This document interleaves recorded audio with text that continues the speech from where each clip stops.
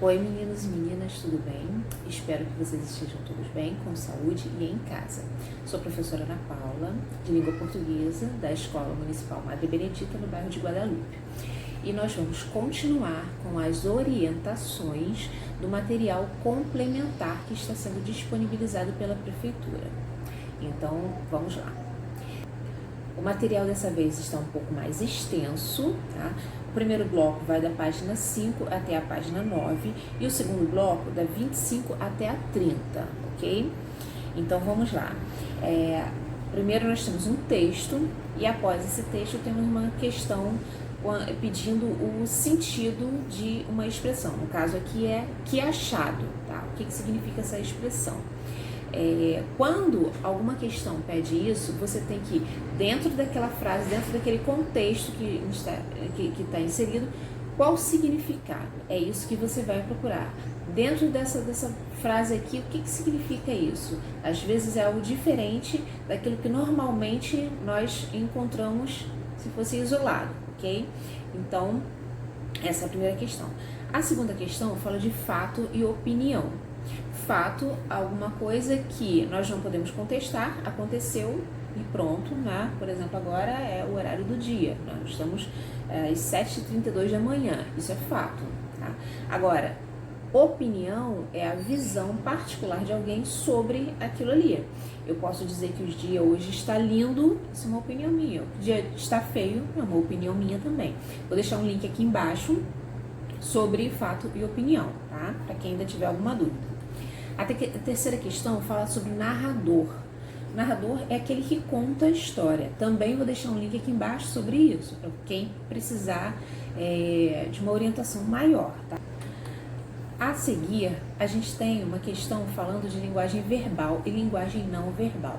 O que é a linguagem verbal? É aquela que utiliza palavras que podem ser escritas ou faladas. E uma linguagem não verbal.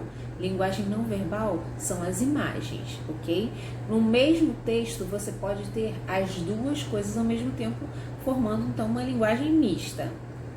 Então, nós temos aí a capa do livro, e essa capa do livro tem uma linguagem verbal e linguagem não verbal, e você vai identificar esses elementos aí, ok? Uma produção textual, a primeira produção textual. O que está sendo pedido? Uma narrativa, você vai criar uma história, tá? E quando você cria uma história, você tem que atentar para pontuação, né? A pontuação tem que ser adequada, a pontuação organiza o texto, tá bom? As margens, que é espaço que você utiliza para colocar o seu texto de um lado e de outro, tá? Tem que estar organizadinho. Parágrafo, letras maiúsculas, minúsculas, tudo isso você tem que atentar. Minha dica, façam primeiro um rascunho, depois vocês vão dar uma olhadinha, fazer uma revisão e aí sim passar o seu texto a limpo, ok? Aí vamos lá para a página seguinte, que é uma tirinha, tá? Fala de histórias em quadrinhos e o Calvin é um personagem bem famoso. Novamente, linguagem verbal e não verbal, tá bom? A segunda questão fala sobre circunstâncias de tempo. Eu vou deixar aqui embaixo também um link para você entender melhor o que são essas circunstâncias, ok? As expressões que indicam circunstâncias de tempo, lugar, modo, enfim, ok? A terceira questão, linguagem formal, aliás, informal e oral. O que é isso? Quando nós falamos, nós temos certas marcas, por exemplo, tá, ok, né? São marcas. Você vai identificar, tá? Essa marca de oralidade. Questão 5 fala da finalidade do texto. Finalidade, para que um texto serve, qual o objetivo desse texto. Logo a seguir nós temos um caça-palavras e duas questões aí de compreensão novamente do significado da palavra. A segunda pede um dicionário. No dicionário, quem tiver o livro físico, dicionário físico, ótimo. Não tem? Vou deixar aqui embaixo também o link para você pesquisar, tá? Um dicionário online.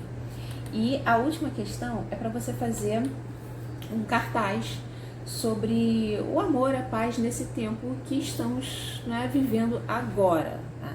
Pode colorir, bem bonito, chamando a atenção, divulga nas suas redes sociais. E vamos então para o segundo bloco.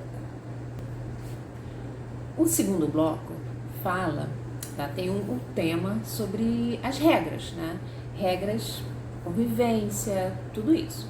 Aí vamos lá, tem um texto, por que tenho de fazer isso? E as questões. Aí pede o tema, né? Tá falando do tema, do assunto. Vamos lá. Tema é o assunto. Tema, assunto, não é título. Quando alguma questão pede para você qual o tema, qual o assunto, você não vai lá recortar, né, copiar o que está no título para colocar embaixo. Não, título é o nome do seu texto, vamos assim dizer, né? É o nome do seu texto, não é isso que você tem que fazer. Você vai colocar qual é o assunto, tá falando de que aquele texto ali, tá bom? E depois fala de comparação, uma coisa e outra. Nesse texto aí foi feita uma comparação. Que comparação é essa? E por quê? A terceira questão pergunta qual a razão? Por que foi feita essa comparação, tá? A próxima palavra também, mais uma de sentido, significado dentro do contexto. E a questão 3 fala justamente, de novo, das expressões que indicam, né, palavras ou expressões que indicam circunstância. Lembrando do link aqui embaixo. A próxima fala sobre pontuação, uso dos 2 pontos. Tem a explicação aí para que servem os 2 pontos. E você vai dizer qual o sentido, então, que foi utilizado. Qual o motivo por que foi utilizado porque foi utilizada essa pontuação. Próxima questão, próximo texto, aliás. Novamente, sobre regras, tá? No caso vai ser uma regra de convivência. E depois nós temos mais uma questão, na questão 6, na página 27, falando sobre o significado dentro de um contexto, na palavra ríspido, dentro desse contexto, o que significa. Mais uma questão sobre opinião, tá? Lembrando do texto que eu vou colocar aqui embaixo. E para você fazer uma placa, a questão 9 fala para você fazer uma placa, uma regra de onde você mora, o local onde você mora, tá?